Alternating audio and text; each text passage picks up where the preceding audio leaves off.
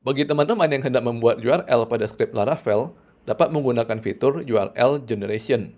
Caranya gampang, kita tinggal panggil helper URL dengan argumen alamat rute kita. Sebagai contoh di sini, kita memanggil URL untuk menuju ke /member/profile.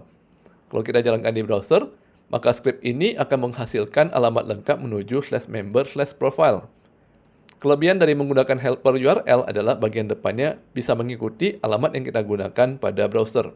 Kalau kita sedang menggunakan protokol HTTP, maka URL menghasilkan protokol HTTP. Sedangkan kalau kita menggunakan protokol HTTPS, maka URL juga mengikuti menjadi HTTPS.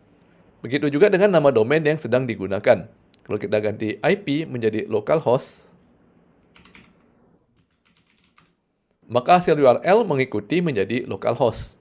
Apabila kita butuh URL yang mengandung query parameter, maka kita bisa manggil URL tanpa argumen. Setelah itu kita panggil method query. Argumen pertama adalah alamat rute, sedangkan argumen kedua di sini kita bisa menambahkan query parameternya dalam bentuk array. Kalau kita jalankan, maka kita mendapatkan URL menuju ke alamat post yang di belakangnya sudah ditambahkan query parameter, keyword sama dengan belajar Laravel, dan short sama dengan title. Follow untuk trik pemrograman lainnya.